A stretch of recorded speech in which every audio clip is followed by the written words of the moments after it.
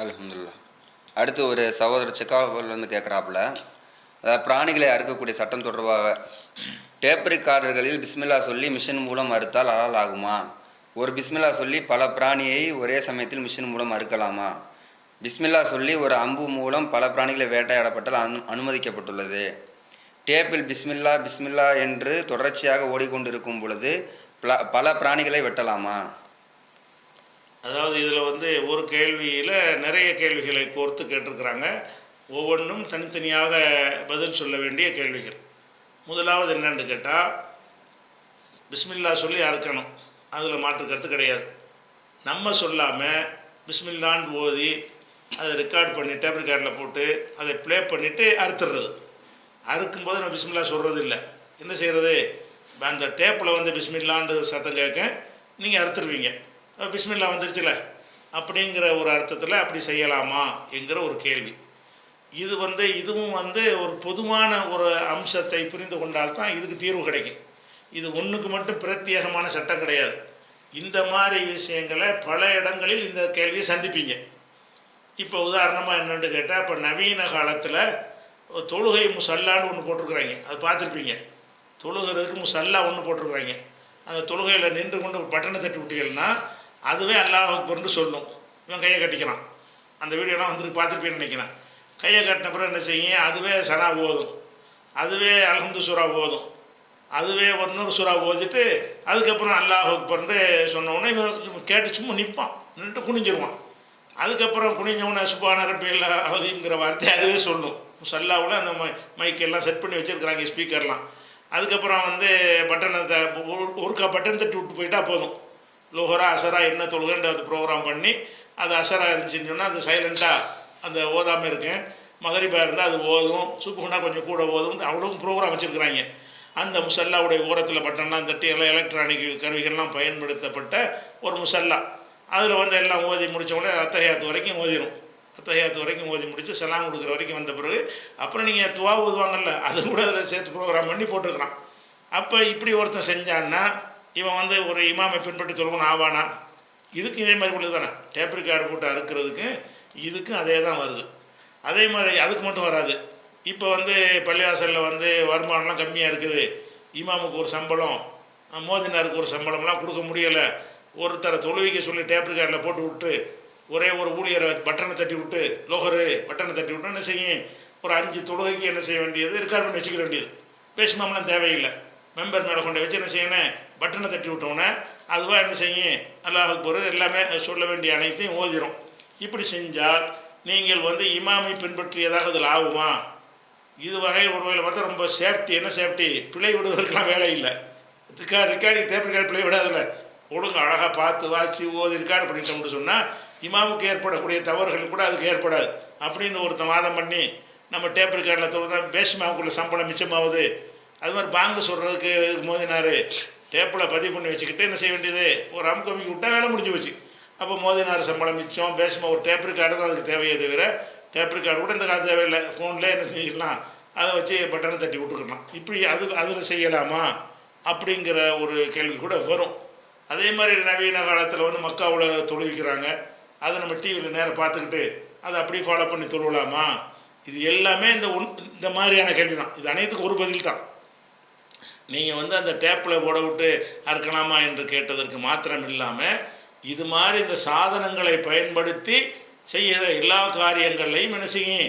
இந்த அம்சம்தான் அடங்கியிருக்கும். அப்போ அந்த அம்சத்தை நம்ம சரியாக விளங்கிட்டோம் என்று சொன்னால் எந்த கேள்வி வந்தாலும் நீங்கள் பதில் சொல்லிடலாம்.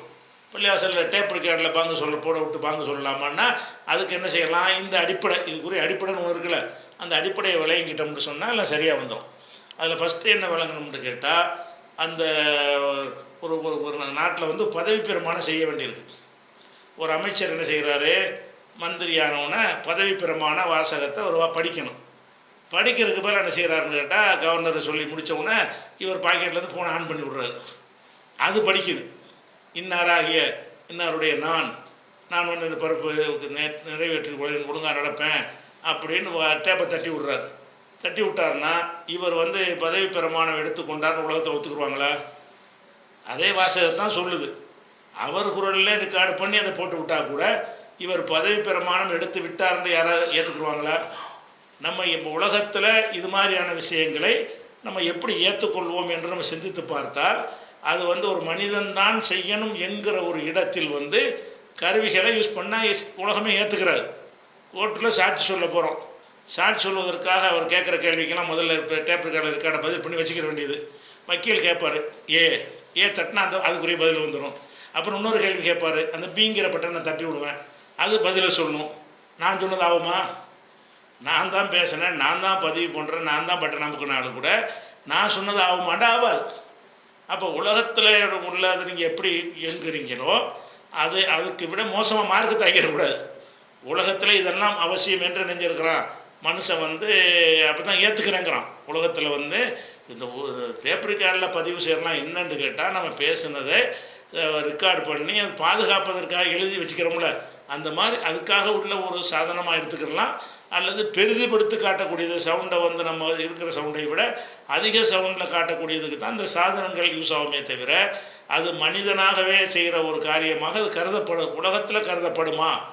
மனிதர்கள் தான் செய்யணும் என்கிற ஒரு விஷயத்தை வந்து ஒரு மனிதன் வந்து அதுக்குரிய எந்திரத்தின் மூலமாக செஞ்சானையானால், உலகத்தில் உள்ள எந்த ஒரு நிர்வாகமாவது அவன் செய்து விட்டான் என்று நிர்வாகம் என்கிற அடிப்படையில் உள்ள எந்த ஒரு விஷயமாவது அதை ஏற்றுக்கிறோமான்னா ஏற்றுக்கிறார். அப்போ நீங்கள் கணவன் மனைவி பேசிக்கிட்டு இருக்கிறீங்க. கணவன் பேசிகிட்டு இருக்கும்போது மனைவிட்டு பேச வேண்டியதெல்லாம் டேப்பில் ரெக்கார்ட் பண்ணி வச்சுக்கிட்டு மனைவிட்டு பேசும்போது என்ன செய்றீங்க? டேப்பை போட்டு விட்றீங்க. என் கணவர் நல்லா என்னை கொஞ்சம் நான் சொல்லுவாங்களா? கிறுக்கு பிடிச்சின்னு சொல்லுவாங்களா? என்கிட்ட நீ கொஞ்சம் பேசுப்பாங்க. மனைவி உங்கள்கிட்ட பேச நினைக்கிறாங்க. இந்த ஆள்கிட்ட அரை மணி நேரம் பேசிகிட்டு இருக்க வேணாம், ஃப்ரீயாக இருக்கும், ரெக்கார்ட் பண்ணி வச்சுக்கிற வேண்டியது. கணவன் வந்தவுடனே பட்டனை தட்டி விட்டுற வேண்டியது. அந்த மனைவியுடைய குரல் தான் அது பேசுகிறாங்க. அந்த மனைவியே பேசுனாங்கன்றது சந்தோஷப்படுவீங்களா? மண்டியில் அடிப்பீங்களா? இதுதான் பேசுகிற முறையா? அப்போ உங்களுக்கு என்ன விளங்குறது? இதுகளெல்லாம் வந்து யதார்த்தத்தை காட்டாது. இது வந்து ஒரு பாதுகாப்பதற்குரிய ஒரு செட்டிங்காக வருமே தவிர, இதையே வாழ்க்கையில் என்ன செய்ய முடியாது. ஒரு மனிதன் செய்கிற காரியத்துடைய இடத்தில் இதில் வைக்க முடியாது. ஒரு மனிதன் எதை செய்கிறானோ அந்த இடத்தில் நிப்பாட்ட முடிஞ்சாதான் இதை கொண்டு நிப்பாட்ட முடியும். வாங்கு சொல்லுதல் என்பது ஒரு மனிதனுடைய இபாதத்து. ஒரு மனிதன் அது கூலிலாம் இருக்கிற இந்த டேப் ரெக்கார்டு கூலி கொடுக்க முடியுமா? இப்போ ஒரு மனிதனுக்கு இப்போ டேப் வாங்க சொன்னால் இந்த நன்மை இருக்குன்ட்டு மார்க்கத்தில் இருக்குது. அப்போ அந்த டேப்பு தான் வாங்க சொல்லுது. ஒரு நாளைக்கு 5 தடவை டேப்பு வாங்க சொல்லுது, அதுக்கு 5 தடவை வாங்க சொன்ன நன்மை வந்து டேப்பு கொடுக்க முடியுமா? அப்போ அது ஒரு மனிதனாக இருக்கணும், இறைவனை அஞ்சணும், இறைவனை உணரணும், உணர்ந்து அது சொல்லணுங்கிறது தானே அது சரியாக வரும். அது என்னத்தை உணரும்? டேப் ரெக்கார்டுக்கு என்ன சொல்கிறோன்னு உணருமா? அதனுடைய மீனிங் உணருமா? முதல்ல எல்லா அமல்களுக்கும் என்ன அவசியமாச்சுல? இன்னமல் அமாலு பின்னியாத், எல்லா அமல்களுக்கும் என்ன அவசியம் தானே? இந்த டேப் ரெக்கார்டு என்ன எண்ணத்தில் வாங்க சொல்லுது? அதுக்கு என்ன முதல் இருக்குதா? அதே மாதிரி இப்போ டேப்பை போட்டு பிஸ்மில்லான்னு சொல்கிறீங்க. பிஸ்மில்லாவில் வந்து அந்த குரல் சத்தம் வருதே தவிர அந்த டேப்புக்கு ஏதாவது எண்ணம் இருந்துச்சா? டேப் ரெக்கார்டுக்கு வந்து இறைவன் தான் இதெல்லாம் படைத்தான், அவன் தான் அது சொந்தக்காரன், பிஸ்மில்லா சொன்னாத்தான் அதை ஹலாலாக்கி இருக்கிறான், அதனால நான் பிஸ்மில்லா சொல்கிறேன்ட்டு மறுமை நன்மை எதிர்பார்த்துக்கிட்டு ஒருத்தன் பிஸ்மில்லா சொல்கிறானே, அதுவும் எந்த எண்ணமும் இல்லாத ஒரு சவுண்டும் ஒன்றா எப்படி இது பிஸ்மில்லா சொன்னது இப்படின்ற ஆகும்? பிஸ்மில்லா சொல்லுதல் என்பது ஒரு மனிதன் இறைவனுக்காக வேண்டி உணர்ந்து புரிந்து சொல்ல வேண்டிய ஒரு வார்த்தை. அப்போ புரிதலும் உணர்தலும் இல்லாத ஒன்றை நீங்கள் எப்படி அது வந்து பிஸ்மில்லா சொன்னதாக நீங்கள் எடுத்துக்கிருவீங்க? வாங்க அப்படித்தான். வாங்க டேப் ரெக்கார்டில் போட்டு விட்டா என்ன செய்யும்? எங்கே வேணாலும் கேட்க தான் செய்யும். டேப் ரெக்கார்டில் போட்டு சொல்லலாம். அது வாங்க டேப் ரெக்கார்ட்னா அது அல்லாவை அழைக்க ஹையா அலசலான்னு சொல்லும் பொழுது நாம் இப்போ மக்களை கூப்பிடுறதுக்கு தெரியுமா? அப்போ விளங்கி மனிதன் செய்ய வேண்டிய விஷயங்களாக இருக்கிற காரியங்களை உலகத்திலேயே அந்த மனிதன் செஞ்சால் தான் ஏற்றுக்கிறோம். ஏன் ஏற்றுக்கிறான்னு கேட்டால் அதான் அறிவு சொல்லுது, அதான் லாஜிக். அந்த லாஜிக்கு உட்பட்டு தான் எதையுமே உலக விஷயங்கள் நீங்கள் புரிஞ்சு கொள்ளணும். அந்த வகையில் சிந்தித்து பார்த்தாலும் இந்த மாதிரி மிஷின்களை பயன்படுத்தி கொண்டு நம்ம செய்வது என்பது கூடாது. அதே நேரத்தில் பயன்படுத்தலாம். எதுக்கு பயன்படுத்தலாம்? நான் பேசுகிற சத்தம் ஒரு 500 பேருக்கு தான் கேட்கும், ஒரு 2000 பேர் இருக்கிறாங்க, அவ்வளோ பேர் கேட்கணுமா இருந்தால் அதை பெருக்கி தரக்கூடிய ஒளி பெருக்கி அதை போட்டு செய்கிறோம்னு கேட்டால் அவர் கேட்டது இந்த ஒளி கருவி ஒளியாக கேட்டாலும் நான் சொல்கிறது தான் கேட்குறாரு. நான் தான் அதை பேசுகிறேன், என் பேச்சை தான் அது பெருக்கி கொடுக்குறதே தவிர அதுவே பேசலை. அந்த மாதிரி இடங்களில் அவன் பேசுனதை ஆய்க்கணும். அதை ரெக்கார்டு பண்ணிவிட்டு நீங்கள் போட்டிங்கன்னு சொன்னால் இதை சொன்னால் எங்கேன்னு கேட்குறோமா இல்லையா? நேரடியாக நான் பயான் பண்ணும்போது இப்போ ஒரு 500 பேர் கேட்கல, 500 பேருக்கு தான் கேட்குது, இன்னொரு 1000 பேர் கேட்கலன்னா ஒரு ஸ்பீக்கர் கொண்டே வைக்கிறோம். அந்த ஸ்பீக்கரில் கேட்குறோம், ரெண்டும் ஒரே மாதிரி தான் இருக்குது. அதே மாதிரி என்ன செய்கிறோம், ரெக்கார்டு பண்ணி ஏற்கனவே பதிவு செய்யப்பட்ட ஒரு கேசட்டை போட்டு விட்றோம், அதுவும் ஸ்பீக்கரில் ஒரே மாதிரி தான் கேட்குது. பார்த்தா ரெண்டு ஒரே மாதிரியாக இருந்தாலும் ரெண்டுக்கு வித்தியாசம் இருக்கா இல்லையா? நான் பேசிக்கொண்டு இருக்கும் பொழுதே அவன் கேட்குறானே, அப்போ இப்போ யார் பேசிக்கிட்டு இருக்கிறான்னு கேட்டால் என்னை காட்ட முடியும். வணங்குதா? நீங்கள் டேப்பில் போட்டு விடும்போது நான் செத்த பிறகு கூட அது போட்டு காட்டலாம்ல. நான் மூத்தா பண்ண கூட டேப்பில் போட்டு விடுறீங்க, யார் பேசுகிறா, இந்த அவர் தான் பேசுகிறான்னு யாரை கொண்டு காட்டுவீங்க? யாருமே பேசலைங்க. எப்போது பேசுனது அதை பதிவு பண்ணி வச்சு எடுத்து காட்டுறாங்கன்னு ஒரு வித்தியாசம் விளங்குதில்ல. பதிவு பண்ணி எடுத்து காட்டுதல் என்பதிலிருந்து ஒரு செய்திகளை என்ன செய்யலாம், அறிவு சம்பந்தப்பட்ட விஷயங்களை புரிந்து கொள்ளலாம். அது எந்த வார்த்தையில் நம்ம புரிந்து கொள்வதற்கு உரிய விஷயங்களுக்கு நேரடியாக இருக்குன்ற அவசியம் கிடையாது. சில பாடங்கள் நடத்துகிறோம், ஆன்லைன் கிளாஸ் நடத்துகிறோம், அதில் ரெக்கார்டு பண்ணி போகிறோம், நாமளாக போய் நடத்துறது இல்லை. ஏன்னு கேட்டால் நாம் போய் நடத்தினால் எப்படி புரியுமோ அதே மாதிரி தான் ரெக்கார்டு பண்ணதை போட்டு கேட்டாலும் புரியும். புரிகிற விஷயங்களுக்கு இந்த இதில் பயன்படுத்தலாம். இது புரிகிற விஷயம் அல்ல, இறை அச்சத்தோடு செய்ய வேண்டிய விஷயங்கள். வணக்க வழிபாடுகள் எல்லாமே யாருக்கு புரியுறதுக்கா நீங்கள் சொல்கிறீங்க? யாருக்காக நம்ம சொல்லலை. என் இறைவனுடைய திருப்தியை பெறுவதற்காக என்று எங்கே வருகிறதோ அந்த இபாதத்துகள் மனிதனுக்கு தான் கடமை. மனித ஜின்னினம் தான் அதை செய்ய முடியும். மனித ஜின்னினம் இல்லாதவற்றுக்கு என்ன இல்லை, எந்த விதமான இபாதத்துகள் கடமையெல்லாம் கிடையாது. அதனால் நீங்கள் டேப்பில் போட்டு விட்டு அறுத்தாவெல்லாம் செல்லவே செய்யாது. நீங்களே ஓதி டேப்பில் போட்டு செஞ்சாலும் செல்லாது. ஏன்னு கேட்டால் அது எந்த நீயத்தும் இல்லை, எந்த எண்ணமும் இல்லை, எதுக்காக இதை சொல்கிறோன்றது உணர்வும் கிடையாது. அது போக என்னென்னு கேட்டால் நம்ம மனிதனுடைய பேச்சுக்கள் காற்று அலை மூலமாக வரும். அது எலக்ட்ரானிக் சவுண்டுகள் காற்றலையில் வராது. காற்று இல்லாத இடத்துல கூட என்ன செய்யலாம், அதை கொண்டு போகலாம். அதனுடைய ஃபார்முலாவே அதனுடைய இது வேறையாக இருக்கிறது. இப்படி பலவிதமான வித்தியாசம் இருக்கிறதுனால பிரதான வித்தியாசம் என்னென்னு கேட்டால் இது ஒரு இபாதத். இபாதத் என்றாலே அப்து, நம்ம அடிமை என்பதை காட்டக்கூடிய ஒரு விஷயத்துக்கு பேர் தான் இபாதத். அடிமை என்று யார் காட்ட முடியும் என்றால் மனிதனுக்கு தான் காட்ட முடியும், கருவிகள் காட்டாது. கருவிகள் காட்டாமல் இருக்கும். அந்த கருவிகள் செஞ்சது இவன் செஞ்சதாக இப்படி யார் அந்த பிஸ்மில்லா சொன்னான்னு கேட்டால் என்ன சொல்லுவீங்க? யாராவது ஒரு ஆள் காட்டுவீங்களா? அவனா சொன்னா? அவன் சொன்னான்னா அந்த பிஸ்டில் இப்போ சொல்லணுமே, இப்போ இருக்கும்போது நீ சொல்லணும். அவன் போன வாரம் சொன்னது ரெக்கார்ட் பண்ணி வச்சுட்டு இருக்கிறிய.